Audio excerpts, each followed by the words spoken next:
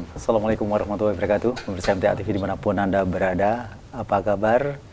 Pagi hari ini kita bersua lagi di sebuah acara yang akan menyajikan hal-hal masa lalu yang bisa kita lihat sampai sekarang, atau mungkin peninggalan tersebut berupa satu sikap atau satu pernyataan yang bisa kita ambil nilai-nilai kebaikannya. Seperti biasa, di setiap acara Tempo Dulu, kami selalu hadirkan narasumber-narasumber yang terkait, yang senang untuk mengulik hal-hal tersebut, sejarah. Kali ini seperti biasa, kalau di beberapa waktu yang lalu kita juga hadirkan ada komunitas Bandung dan lain sebagainya. Kali ini kita kembali ke kota Solo, Solo Society. Nah, kali ini ada ketuanya Mas Dhani Saptoni dan kemudian ada Mas Fauzi. Assalamualaikum warahmatullahi wabarakatuh. Waalaikumsalam. Bagaimana kabarnya ini? Alhamdulillah sehat, Mas. Sehat ya? Sehat. Wah, tambah gemuk-gemuk.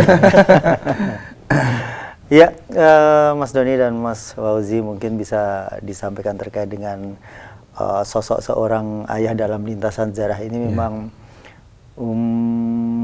memiliki kesan atau sesuatu yang bisa kita ambil nilainya dari sosok seorang ayah. Meskipun juga terkadang sosok seorang ayah ini bisa dikatakan kontroversial ketika ada sebuah kisah di Panembahan Senopati ketika memiliki putrinya Pembayun mau dinikahkan itu antara menantu dan dia musuhnya. Begitu. Ini juga pancingannya adalah putrinya sendiri, begitu. Nah, mungkin di lintasan sejarah kali ini pasti yang disampaikan atau hal-hal yang terkait dengan ayah, sosok atau figur seorang ayah adalah seseorang yang patut untuk diteladani. Mungkin bisa disampaikan untuk kali ini. Jadi figur seorang ayah itu dalam lintasan sejarah itu banyak sekali kita temui. Figur-figur ayah yang secara value, secara nilai moral itu bisa kita jadikan untuk panutan.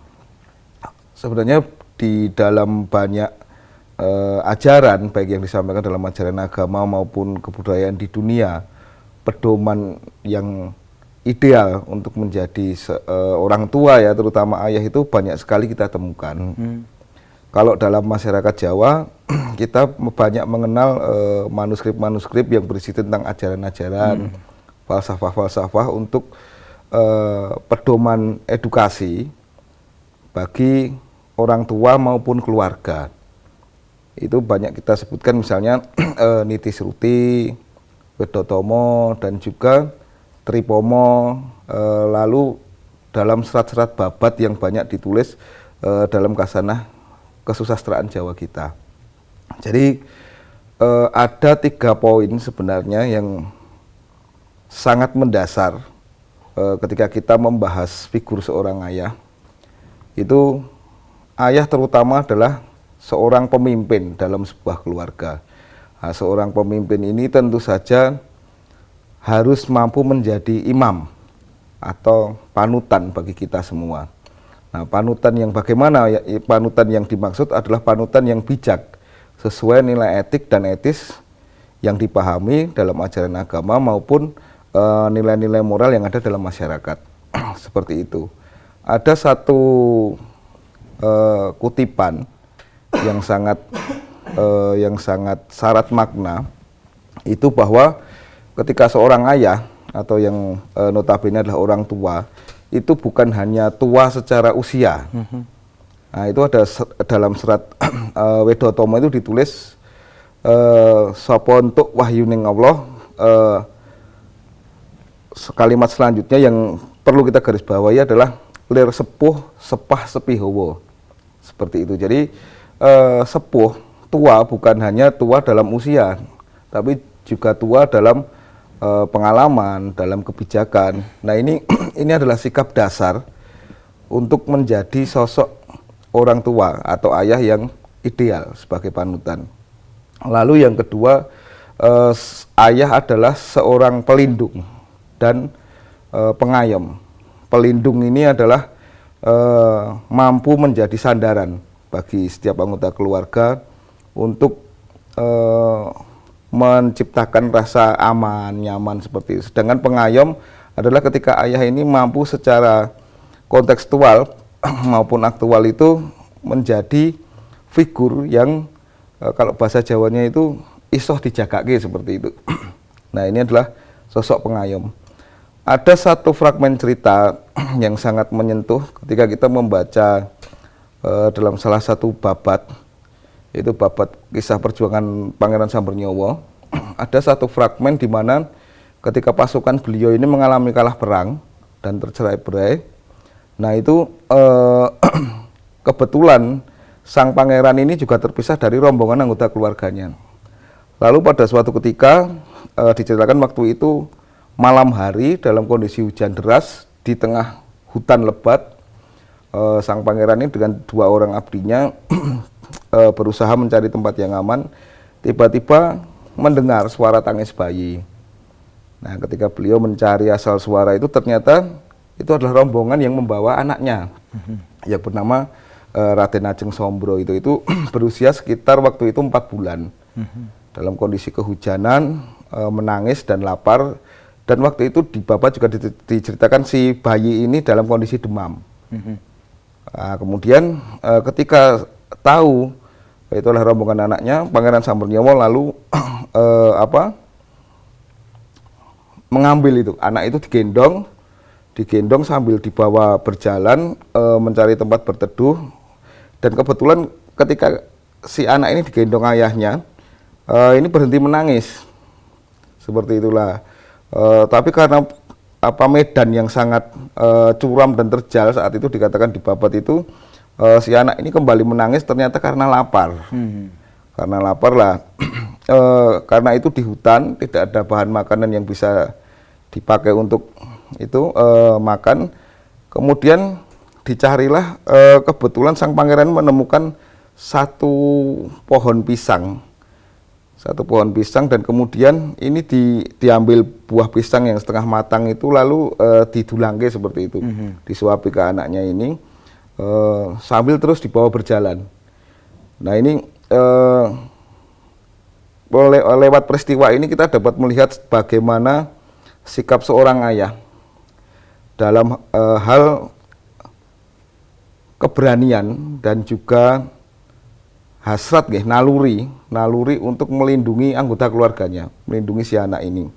Bahkan saat itu ketika dalam perjalanannya sang pangeran ini masih diburu oleh pasukan musuhnya saat itu, bagaimana caranya beliau bisa melindungi anaknya ini, bahkan dengan cara masuk ke gua-gua yang masih asing saat itu. Nah, ini tentu saja sikap-sikap seperti ini juga dimiliki oleh sosok-sosok ayah yang lain di seluruh dunia. Tetapi tidak menutup kemungkinan kan banyak juga kita menemukan satu temuan-temuan seperti misalkan Mas Rudi sampaikan tadi tentang Panembahan Senopati seperti itu.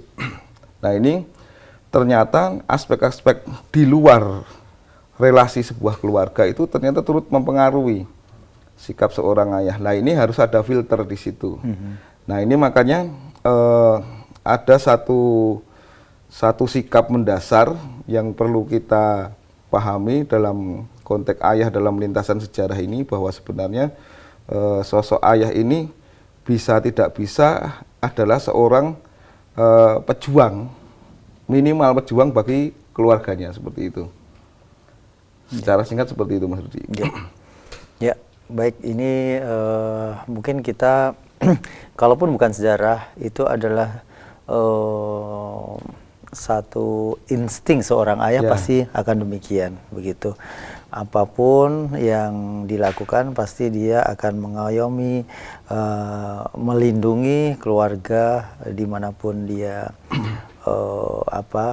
perlu untuk mendapatkan atau dalam keadaan-keadaan yang tertentu. Pasti sisi-sisi seorang ayah yang notabene dia adalah fighter untuk orang yang mau mengganggu keluarganya ataupun siapapun yang ada di rumah itu pasti dia akan bangkit. Mungkin di Mas Fauzi untuk manuskrip itu khususnya ya untuk di Jawa tadi ada Nitisuruti, Tripomo, kemudian Widotomo dan sebagainya. Sebenarnya serat-serat tersebut itu apakah memang dibuat oleh orang-orang yang fokus care terhadap kebapaan ini? Kebapaan, ya. Gini, jadi beberapa serat yang ada di Jawa khususnya Mas ya. Ada di Jawa tadi Mas Dani sudah jelaskan ada Widotomo, kemudian ada juga Wulangreh. Sebenarnya kalau dilihat dari yang menyusun itu karakter, karena di Jawa patriarki ya, putra laki-laki memang selalu lebih dominan. Bukan dalam artian yang putri yang di belakang, tapi Arab juga demikian. Iya, hampir sama seperti itu. Jadi ini sedikit obrolan, saya pernah ngobrol dengan salah satu budayawan tapi sudah meninggal ya, Pak MT Arifin menawi kenal, yaitu beliau pernah mengatakan budaya Jawa itu tanpa harus merendahkan yang lain ya, budaya Jawa itu sebenarnya sudah Islami sebelum adanya agama Islam gitu. Itu guyonan saja. Jadi karena memang saking luhurnya, saking bagusnya kebudayaan Jawa ini, sehingga diistilahkan oleh Pak MT Arifin itu budaya Jawa itu malah sudah lebih Islami sebelum adanya agama Islam itu sendiri. Yang artinya adalah bagaimana kita menghormati orang tua, menghormati orang-orang seperti guru kita, seperti itu sudah diajarkan oleh kebudayaan kita. Memang dari sisi budaya kita terkenal dengan budaya yang adiluhung ya, budaya yang luhur. Termasuk ketika serat-serat itu disusun. Seperti salah satunya ada Wulangreh yang kemarin kami pelajari sama Mas Dani obrolan itu oleh Sinun Pakubono keempat itu beliau memiliki perjalanan yang begitu dinamis gitu. Dinamika ada ketika beliau di atas, kemudian di bawah. Apa yang dia alami itu dicurahkan salah satunya melalui serat Wulangreh ini. Ketika bagaimana orang kiri kanannya itu ada yang tidak baik, kemudian memberikan bekal kepada anaknya, cucunya, kepada anak turunnya, semua itu mempelajari serat Wulangreh ini bisa membawa ke arah yang lebih baik. Nah, ada yang menarik itu di dalam serat Wulangreh itu Mas, ada penyebutan kalau di dalam agama Islam ada ibumu dan ayahmu yang terakhir. Tapi bukan dalam artian membandingkan bahwa ibu itu harus dihormati, ayah tidak. Justru malah poin itu menjadi pengangkat derajat dua-duanya. Nah, di serat Wulangreh itu juga dijelaskan ada beberapa, kalau nggak salah di pupuh kelima ya Mas ya. Itu di situ ada penyebutan Romo dan Ibu. Kemudian di bait yang lain ada Ibu dan Romo. Kemudian ada lagi Romo dan Ibu. Jadi saya kira untuk kelasnya Sinun Pakubono keempat bukan sebuah kesalahan penulisan, karena memang sengaja bahwa ibu dan ayah itu ditaruh yang sama. Kemudian di bait yang lain ada ditaruh ayah ibu, di bait yang lain ibu dan ayah. Itu artinya adalah dua ini menjadi sebuah titik penting untuk seorang pemuda untuk menghormatinya. Apapun itu, seperti misalkan ayah kita memiliki sebuah nasihat yang kita kira tidak pas, itu harus kita hormati, walaupun itu tidak sesuai dengan apa yang kita harapkan. Jadi serat Wulangreh di titik itu saya sangat menarik Mas. Saya tertarik di situ. Penempatan tulisan ayah di depan, kemudian ibu di belakang, kemudian ibu di belakang, ibu di depan, ayah di belakang, itu saya kok ini ya menarik itu. Jadi dalam agama Islam kan ibu, ayah. Di situ di serat Wulangreh ada ayah ibu ayah ibu. Itu sangat menarik saya kira Mas. Dan di beberapa Widotomo tadi juga dijelaskan Mas Dani kurang lebih tentang penghormatan kepada orang tua, kemudian mertua pun juga tertulis di situ, kemudian guru dan orang yang lebih tua. Jadi di situ semua disampaikan. Ya, terlepas dari itu kalau kita sebagai Muslim bagaimanapun juga kita tetap merujuk ke Quran dan hadis, Iya, begitu betul, ya. Tapi di sisi lain kalau saya sebagai seorang seniman atau sastrawan, memang di sebuah tembang pasti harus mengedepankan guru lagu, itu karena bisa jadi karena di belakangnya harus ibu gitu, dan itu dan sebagainya. Nah, ini sangat menarik pemirsa dimanapun Anda berada, bagi yang ingin bertanya tentang bahasan ini, tentang sosok ayah di kebudayaan Islam, maksudnya kebudayaan Jawa begitu, sosok-sosok yang memang hebat begitu, dan ini kita bisa simak, bisa Anda tanyakan bagi Anda yang berpartisipasi, silakan di 02716793000, SMS WA di 08112553000. Masih bersama dari teman-teman di Solo Associated, ada Mas Dani dan ada Mas Ikhwani ya.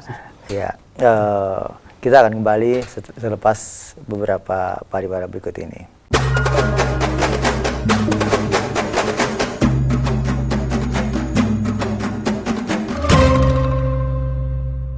Baik pemirsa, dimanapun Anda berada, ada sebuah tembang Dandang Gulo, dan ini ternyata sebuah tembang yang disampaikan atau dibuat atau tercantum di Serat Ulang Reh karya Pakubono keempat, di mana di sana mengajarkan bagaimana kita memilih seorang guru begitu.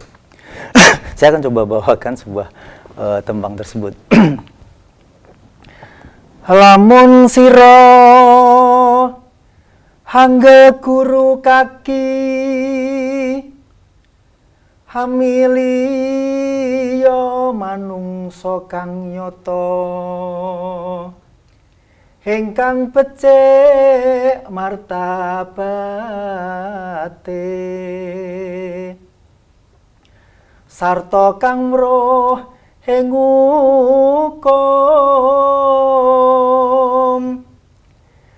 kang ibadah lan kang ngirangi syukur oleh wong tapa ingkang usanungkul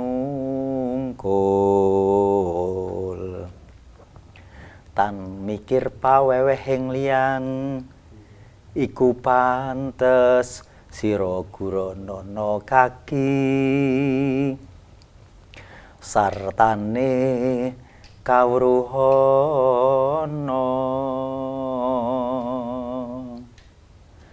Ya, benarkah ini sebuah tembang yang mungkin yang dimaksud bahwa itu satu nasihat begitu untuk anak-anak? Ya, itu bagaimana mungkin bisa dijabar? Konteksnya tentang ayah ya tadi. Bagaimana seorang ayah itu seperti Mas Dani tadi jelaskan kewajibannya melindungi, mengayomi, dan salah satunya adalah juga mencarikan guru. Karena memang secara usia kita tidak tahu seorang ayah itu bisa membersamai seorang anak sampai dengan dia sukses atau bagaimana. Maka salah satu kewajibannya itu adalah mencarikan guru agar sang anak ini tidak kehilangan arah gitu. Dan kalau kita melihat dari konteks sejarah dari beberapa orang-orang sukses semua selalu diiringi oleh seorang guru yang hebat. Kalau kita biasanya di Jawa ada gelar Abdurrahman Saidin Panotogomo. Konteksnya kan kembali ke Turki ya. Di Turki ada satu tokoh namanya Sultan Al-Fatih ya, namanya Al-Fatih, Sultan Muhammad As-Sani, Muhammad kedua. Itu dalam sejarah begitu dahsyat diceritakan dia bisa membuka kota Konstantinopel. Nah, di balik itu ternyata juga ada seorang guru yang selalu mengiringi beliau. Namanya Syekh Asyamsuddin. Syekh Asyamsuddin ini dipilihkan oleh ayahandanya. Jadi ayahandanya tidak bisa mendampingi sampai bagaimana seorang Al-Fatih menjadi dewasa, maka dipilihlah seorang guru. Namanya Syekh Asyamsuddin. Ketika hari keempat di dalam penyerangan itu hampir menyerah ya, hampir tidak mungkin ini kita bisa buka. Syekh Asyamsuddin menekankan bahwa yang dijanjikan Rasulullah itu kamu, maka kamu harus mewujudkannya. Jadi motivasi seperti ini yang kemudian membangkitkan seorang putra dari Sultan ini menjadi karakter yang bijak. Ada juga di Jawa kita melihat ada Sinuhun Pakubuwono keempat, banyak sekali di sekelilingnya para ulama yang memberikan nasihat, memberikan arah yang benar. Nah kemudian setelah Pakubuwono keempat wafat, digantikan oleh Pakubuwono kelima, guru yang kemarin berada di sekitarnya Pakubuwono keempat ini juga memberikan arah kepada Pakubuwono kelima agar menjadi lebih baik. Jadi salah satu kewajiban dari seorang ayah, salah satunya itu bagaimana memberikan jalan yang cerah melalui guru yang bijak, yang dijelaskan di Ulang Reh tadi. Kurang lebih seperti itu, Mas. Iya. Ya, Mas Dhani, yang paling masyhur di Raja bukan Mangkunegaran, yang di Kasunanan itu adalah Pakubuwono ke-10 ya. Ini gambarnya juga ada di Pakubuwono ke-10. Nah itu apakah putra-putranya pun adalah orang-orang yang hebat? Ya, konteks hebat yang kita maknai di sini adalah hebat dalam hal penghidupan. Dalam arti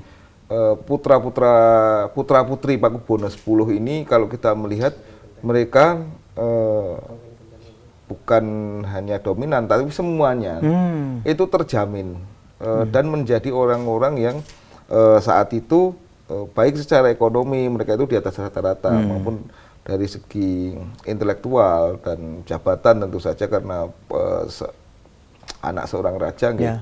Nah tapi juga yang terkait dengan posisi seorang ayah kan tidak hanya memberikan satu fasilitas dalam hal duniawi, tapi juga spiritual, itu sangat penting. Nah ini di Keraton Kasunanan di era Pakubuwono 10 itu ternyata kita temukan bahwa pendidikan ke hal religi itu sangat ditekankan.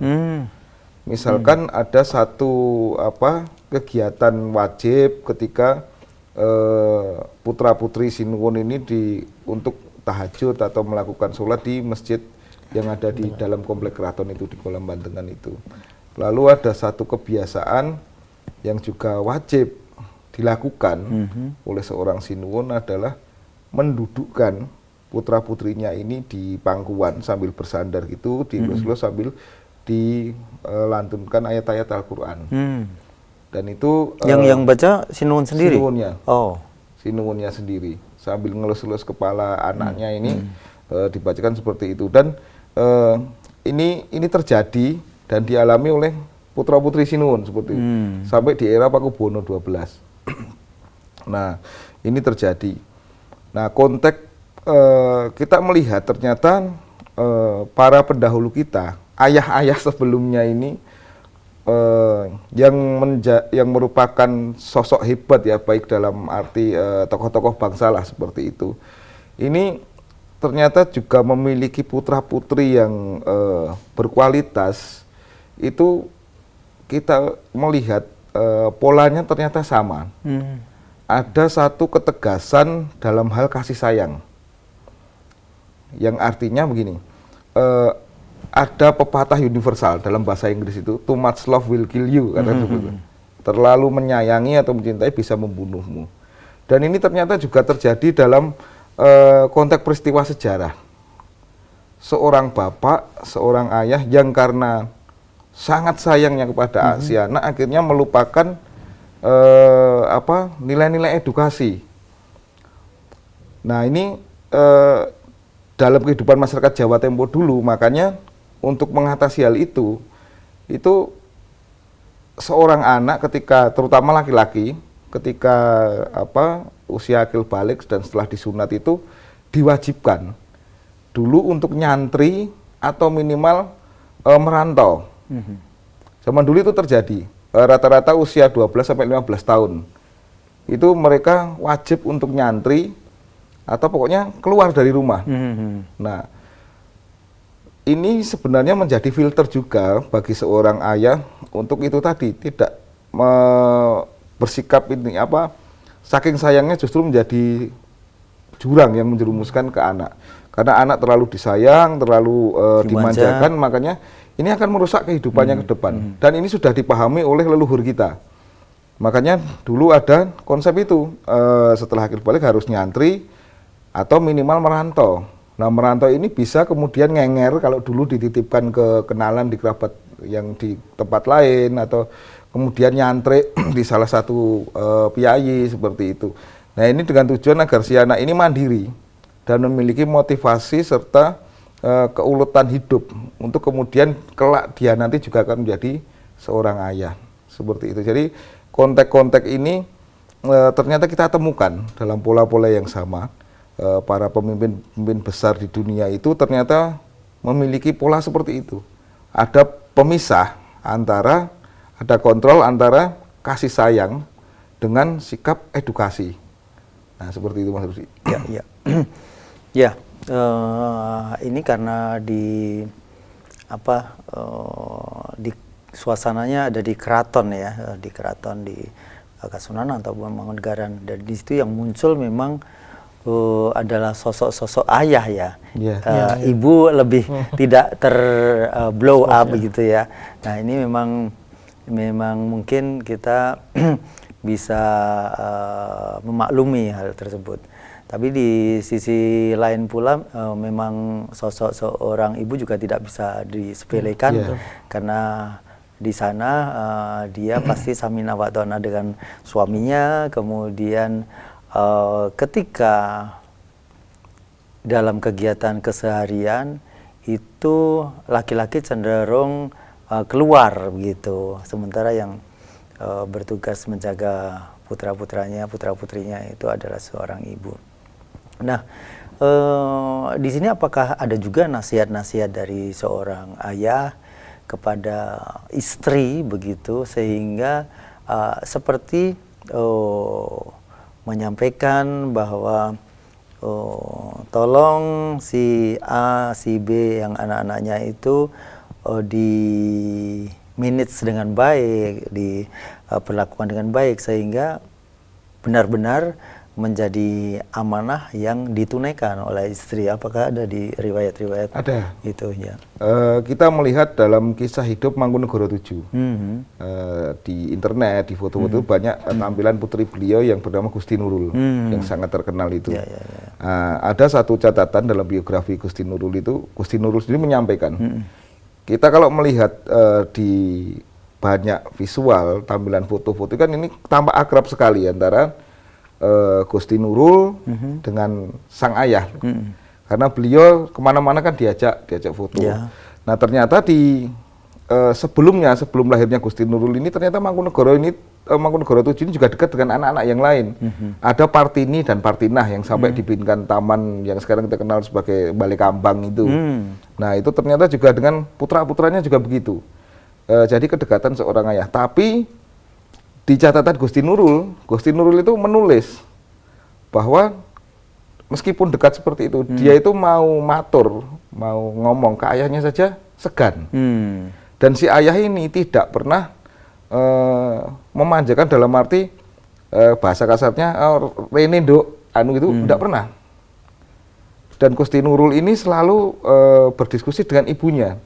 Kalau ada apa-apa disampaikan dengan ibunya. Nah, si ibu menerangkan, suatu ketika Gusti Nurul bertanya dengan ibunya, saya sebenarnya pengen matur ke bapak ini, tapi saya tidak berani. Terus ibunya bilang, ayahmu itu melakukan sikap seperti itu, ayahmu sayang banget dengan kamu, tapi dia tidak mungkin akan kemudian terus kamu minta ini bisa langsung ke dia, atau dia akan langsung memberitahu kamu seperti ini, enggak. Karena dia menjaga wibawanya sebagai seorang ayah yang harus disegani anak-anaknya. Jadi anak-anak cukup tahu bahwa sang ayah ini, Mangkunegara 7 ini sangat mencintai dan menyayangi anak-anaknya dalam diam. Dan ini muncul, dapat kita lihat lewat foto-foto itu. Ini kan sangat dekat sekali sebenarnya. Tapi ternyata Mangkunegara 7 ini membatasi dengan ketat bahwa dia tidak boleh untuk kemudian anaknya memperlakukan anaknya secara istimewa seperti itu. Nah, karena ini akan mempengaruhi sikap dari si anak sendiri. Dan kepada istrinya, kepada Gusti Kanjeng Ratu Timur itu disampaikan bahwa dia sengaja untuk seperti itu. Padahal ini kan Mangkunegara 7 ini sudah mendapat ilmu-ilmu, karena beliau di Eropa sangat lama, dari ilmu-ilmu Barat yang cenderung liberal seperti itu. Tapi ternyata tidak. Beliau tetap memakai batasan-batasan ketimuran seperti itu. Bahwa tetap posisi seorang ayah ini harus mampu menciptakan sebagai figur yang patut untuk disegani oleh anak-anaknya. Karena tanpa itu dia tidak akan bisa memberikan satu edukasi secara optimal ke si anak. Nah ini kepada istrinya beliau menyampaikan itu, dan ini sangat dipahami benar. Maka kehidupan pola di Mangkunegaran saat itu, di era Mangkunegara 7 ini, kekerabatan sangat dekat. Relasi ayah anak ini sangat dekat, tapi dalam hal untuk nerabas pakem-pakem itu mereka tidak berani. Seperti itu, Mas. Ya. Ya, mungkin kalau pemirsa tadi sempat mendengar nama Gusti Nurul, itu salah satu pelopor juga di bidang broadcast ya. Awalnya dari RRI, itu nama Gusti Nurul tidak bisa lepas dari dunia jurnalis begitu ya. Ke Mas Fauzi lagi. Mas Fauzi, mungkin bisa disampaikan ketika kita itu mengulik tentang hal-hal yang bernuansa sejarah, itu sebenarnya apa yang harus kita kedepankan begitu, prioritasnya begitu? Ya, kalau dari sejarah ya, belajar yang paling enak itu sebenarnya dari sejarah sih, Mas. Jadi kita bisa melihat apa yang kita lakukan, apa yang sudah terjadi dari para pendahulu kita. Seperti tadi Mas Dani jelaskan bahwa banyak sekali kisah tentang ayah ya yang bisa dijadikan panutan. Tapi kita juga tidak menutup fakta bahwa ternyata juga banyak sekali kisah-kisah yang tidak bisa dijadikan contoh. Justru malah itu menjadikan keseruan di dalam dunia sejarah ini. Kita bisa memilih bahwa mereka, para pendahulu kita itu bukan superhero yang selalu plus terus. Ternyata, dan itu kehidupan nyata seperti itu. Itu nyata, betul, Mas.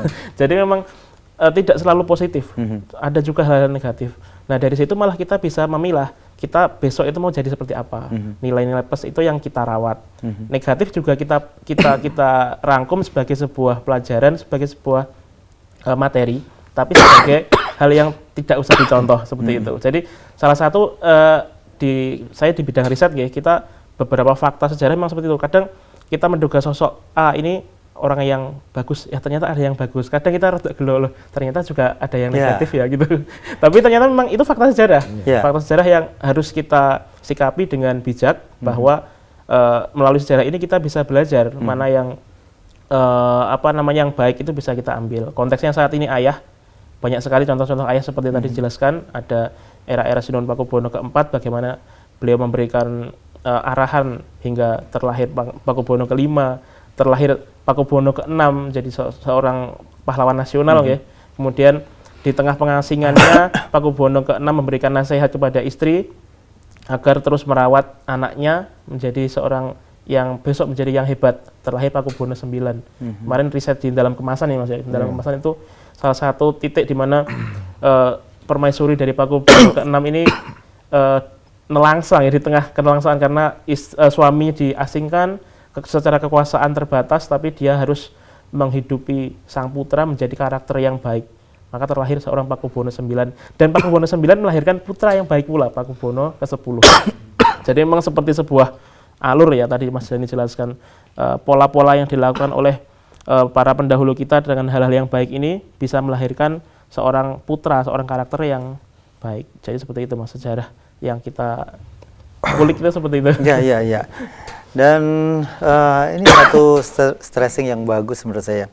Jadi ketika kita mempelajari sebuah sejarah, kita akan mengetahui bahwa seseorang itu nantinya perjalanannya husnul khotimah atau tidak, ya kan? Betul, Mas. Ya, dan itu yang harus kita kejar. Meski terkadang juga kita tidak tahu sebenarnya bahwa dia meninggalnya ini mungkin secara zahir bisa jadi itu adalah sesuatu yang tidak bisa dilihat secara mata, kasat mata begitu. tulisan dan sebagainya. Tapi di sisi lain ketika dia itu sudah mendapatkan satu kebahagiaan perjalanan menuju ke sana itu, misalnya di sebuah kisah ada seorang yang membunuh 99 orang begitu, itu perjalanannya untuk taubat begitu. Nah, itu kan sudah dicatat sebagai sesuatu yang kebaikan begitu. Wah, ini sesuatu saya jadi lebih ini semangat ini ketika tadi stressingnya bahwa ketika kita mempelajari sejarah itu kita akan mengetahui bagaimana kisah perjalanan manusia begitu. Apakah kita sudah menuju ke sana untuk husnul khotimah gitu. Terima kasih Mas Dhani, Mas Fauzi. Mudah-mudahan ini akan menjadi satu pelajaran buat kita semuanya untuk selalu siap menghadapi kehidupan ini dengan lebih baik. Terima kasih. Assalamualaikum warahmatullahi wabarakatuh. Waalaikumsalam warahmatullahi wabarakatuh. Pemirsa dimanapun Anda berada, demikian tadi sajian Tempo dulu untuk pagi hari ini. Semoga Anda pun juga bersemangat untuk bisa mempelajari sejarah ini. Karena setiap orang memiliki sejarahnya sendiri-sendiri dan kita pasti menginginkan sejarah tersebut, sejarah kita itu adalah berkesudahan dengan husnul khatimah. Saya Rudi Harfianto. Assalamualaikum warahmatullahi wabarakatuh.